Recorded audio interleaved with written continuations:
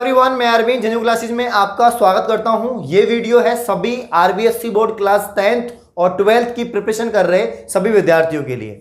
तो कक्षा 10वीं और 12वीं में पढ़ रहे बोर्ड परीक्षार्थी जो अपनी बोर्ड एग्जाम की तैयारी कर रहे हैं उनके लिए कुछ इंपॉर्टेंट टिप्स बताने वाला हूं। साथ ही उनका टाइम टेबल कैसे वो मैनेज करें और जो बचा हुआ समय है उसमें कैसे पढ़ाई करें, जो बचा हुआ समय है उसमें अच्छा पढ़ के कैसा अच्छा स्कोर कर सकते हैं, क्या आप मेरिट में आ सकते हैं। तो काफी सारी बातें करने वाला हूं, तो पैसेज बना के वीडियो को एंड तक देखते रहें। आइए हम वीडियो को स्टार्ट करते हैं। तो सबसे बड़ी बात यह है कि पहली बात तो हमारे दिमाग में जितने भी स्टूडेंट्स होते हैं उनके दिमाग में नेगेटिव थिंकिंग रहती है कि मैं अच्छी परसेंटेज नहीं बना सकता। जब मैं भी बोर्ड क्लास में था, 10th में था, 12th में था, तो हम ये सोचते थे यार हमारी तो इतनी बन ही नहीं सकती है। आधे से ज्यादा विद्यार्थी तो ये सोच लेते हैं कि यार हमारी इतनी परसेंटेज बन ही नहीं सकती है। भाई क्यों नहीं बन सकती है? जिनकी परसेंटेज बनती है वो भी इंसान ही है, उनकी बन जाती है, तो आपकी क्यों नहीं बन सकती है? तो ये जो सोच रहे हैं अभी भी ऐसा सोच रहे हैं कि मैं तो ओनली पास हो जाऊं, मेरी तो ओनली 60% बन जाए, मैं ओनली फर्स्ट डिवीजन आ जाऊं, वो ऐसा नहीं सोचे। वो टॉप करने की सोचे, 90+ बनाने की सोचे, 95 बनाने की सोचे। बन सकती है। अरे सोच सकते हो तो कर भी सकते हो, और जब सोचोगे नहीं तो कर भी नहीं सकते हो। तो आपको सोचना है कि मुझे इतना टारगेट लेके चलना है। आपका टारगेट होना चाहिए कि मेरी 90+ बननी चाहिए, मेरी 80+ बननी चाहिए, मेरी 95 बननी चाहिए। वो आपका टारगेट होना चाहिए। जब तक आप टारगेट नहीं रखोगे तब तक उसको अचीव भी नहीं कर पाओगे। और अगर टारगेट ज्यादा होगा तो मेहनत भी ज्यादा होगी, मेहनत ज्यादा होगी तो स्मार्ट वर्क भी उतना ही होगा। अगर आप ज्यादा परसेंटेज बनाने की तैयारी कर रहे हैं, आपको लग रहा है कि मैं इस बार तोड़ दूंगा, इस बार 95 तो मेरी होगी, तो आपको उसके अकॉर्डिंग ही मेहनत करनी होगी और उसके अकॉर्डिंग ही आपको सतर्क रहना होगा कि यार मैं ऐसी गलती नहीं करूं जिससे कि मेरे कम नंबर आए। यानी मेरे प्रत्येक सब्जेक्ट में 100 में से 100 नंबर आने चाहिए, ये ख्वाहिश आपकी होनी चाहिए, ये टारगेट आपका होना चाहिए। तो ऐसा कब होगा? जब आपके दिमाग में से नेगेटिव थॉट निकल जाएगा और आप सिर्फ फोकस कर पाएंगे आपकी स्टडी पर, आपकी पढ़ाई पर। तो बिल्कुल कॉन्सेंट्रेट होना है आपको।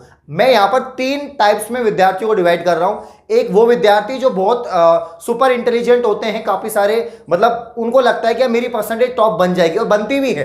काफी ऐसे बच्चे होते हैं जिनकी परसेंटेज बहुत अच्छी बनती है, 90+ तो बनी जाती है, तो उनको मैं सुपर इंटेलिजेंट बोल सकता हूं कि यार वो इंटेलिजेंट है, उनकी अच्छी परसेंटेज बन रही है। आउटनट बच्चों, आप किसी भी सवाल में अटक गए हो या आपसे सोल्व नहीं हो पा रहा है, बस आपको उस क्वेश्चन का फोटो लेना है, क्वेश्चन को क्रॉप करना है और 5 मिनट के अंदर अंदर आपको उस क्वेश्चन का वीडियो सॉल्यूशन मिल जाएगा।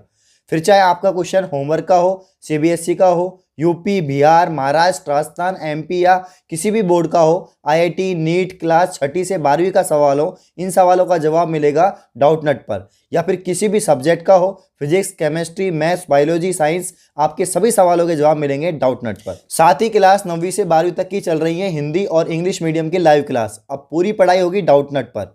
3 करोड़ से ज़्यादा बच्चे पढ़ाई कर रहे हैं डाउटनट ऐप पर। आप भी जाइए और इंस्टॉल कीजिए डाउटनट ऐप।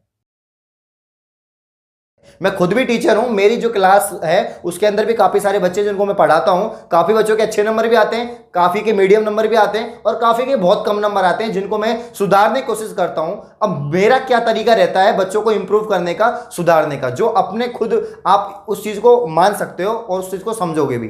पहली बात तो जो सुपर इंटेलिजेंट है उनकी कोशिश रहती है कि मेरी 90+ बननी चाहिए। तो अगर आप 90+ की कोशिश कर रहे हैं तो आपकी मेहनत उतनी होनी चाहिए 90+ के हिसाब से। आपको टाइम उतना ही देना है पढ़ाई में। अगर आप 90+ की सोच रहे हैं तो यानी आप मेरिट की प्रिपरेशन कर रहे हैं। तो अगर आप 90+ की सोच रहे हैं तो आपको ज़्यादा टाइम देना होगा। अब आपको कितना टाइम देना होगा?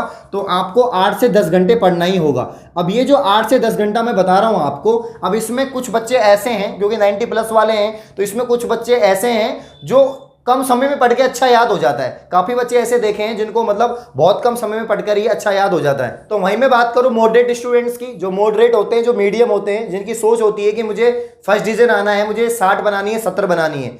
तो पहली बात तो आप ये क्यों सोच रहे हो कि मुझे 60 बनानी है, 70 बनानी है? आप 60-70 से आप 80-90 भी बना सकते हैं अगर आप मेहनत ज्यादा करेंगे। जैसे ये इंटेलिजेंट का मैंने क्राइटेरिया बताया था। अगर आप सोच रहे कि आपकी 60-70% बन जाए तो आप इतना ही, आपको इतना ही पढ़ना है, लेकिन आप इसे थोड़ा ज्यादा पढ़ सकते हैं। जैसे आप 8-10 से 12 घंटा पढ़ सकते हैं। और अगर आपका भी आईक्यू लेवल ठीक ठाक है तो आप थोड़ा ज्यादा मेहनत करें, स्मार्ट वर्क ज्यादा करें, जिससे कि आपकी परसेंटेज 70 नहीं 80 और 90 बन जाए। और बन सकती है, कोई बड़ी बात नहीं है। अगर एक एवरेज स्टूडेंट एक इंटेलिजेंट के बराबर आना चाहता है तो आ सकता है, उसके बराबर आना कोई मतलब कोई मुश्किल काम नहीं है। लेकिन आपको मेहनत ज़्यादा करनी होगी, स्मार्ट वर्क भी करना होगा, मेहनत भी करनी होगी।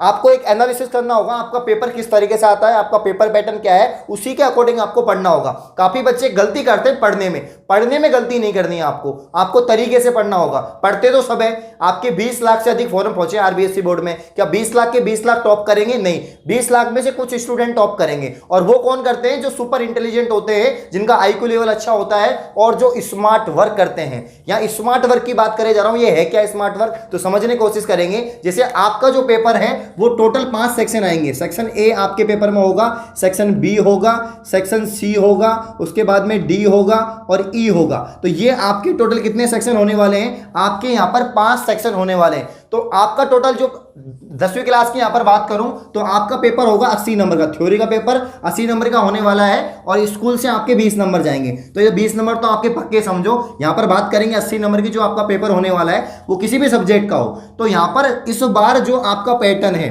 सबसे बड़ी बात, सत्र 2020-21 में टॉप करना कोई बड़ी बात नहीं है। पेपर पैटर्न बदल चुका है। जो पेपर पैटर्न आपके पहले आता था वो अब नहीं है, अब बिल्कुल इजी कर दिया है, बिल्कुल हलवा कर दिया है। तो यहां पर आपके 20 क्वेश्चन एक एक नंबर के आएंगे, इसमें मल्टीपल चॉइस भी होंगे, इसमें फिलिंग द ब्लैंक्स भी होंगे और इसी के अंदर आपके वन लाइनर होंगे। तो ये जो पहला सेक्शन है, ये इसी को आपको टारगेट करना है। यही है जो आपकी परसेंटेज बनाएगा, यही है जो आपकी परसेंटेज गिराएगा। अगर आपने इसको स्ट्रॉन्ग कर लिया, अगर आपने 20 नंबर पक्के कर लिए, तो आपको टॉप करने से कोई नहीं रोक सकता।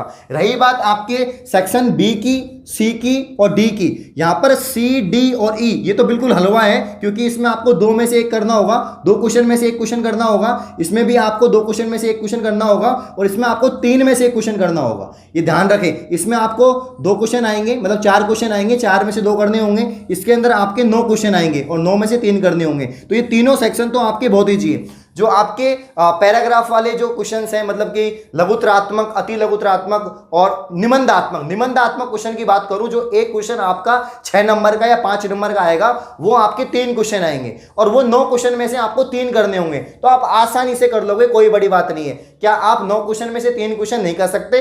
तो आप अगर चैप्टर में आधा चैप्टर भी पढ़ रहे हैं तो आपका एक क्वेश्चन तो पक्का तैयार हो जाएगा, कोई बड़ी बात नहीं है। ये एक तरह से कॉलेज पैटर्न की तरह हो गया कि 9 में से आपको 3 करने। पहले आपको ज्यादा से ज्यादा 2-3 क्वेश्चन में ऑप्शन मिलता था, वो भी 2 में से 1 करना होता था। अब आपको 3 मिल रहे हैं और 3 में से आपको 1 करना है, तो आसानी से कर लेंगे। वही मैं बात करूं सेक्शन बी की, तो सेक्शन बी के लिए आपको थोड़ी बहुत मेहनत करनी होगी।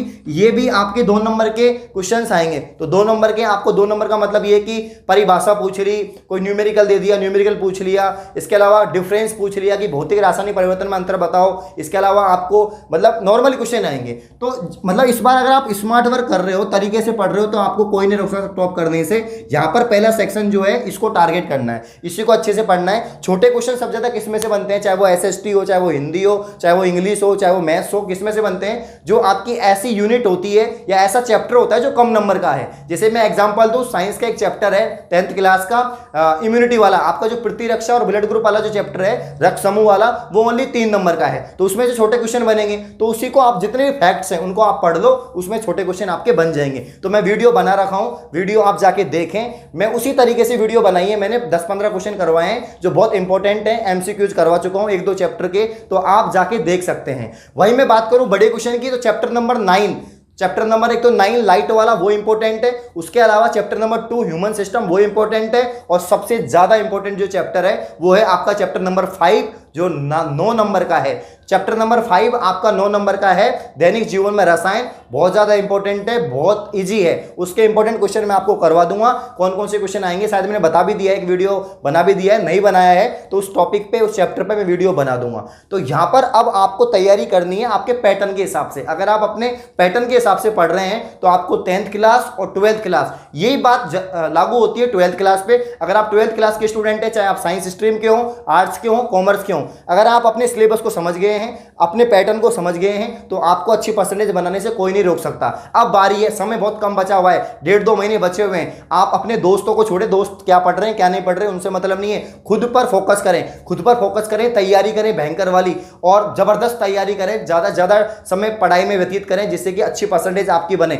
मैं यहां पर आपको बता रहा हूं कि 8 से 10 घंटे इंटेलिजेंट पढ़े, और जो मीडियम मॉडरेट है वो 10 से 12 घंटे, और जो वीक स्टूडेंट है, जिनको लग रहा है कि मैं पास हो जाऊं, भगवान के नाम पे, राम के नाम पे पास हो जाऊं, पास हो जाओगे, कोई बड़ी बात नहीं है। लेकिन आप पास होना ही क्यों चाहते हो? आप अच्छी परसेंटेज बनाओ, बना सकते हो, कोई बड़ी बात नहीं है।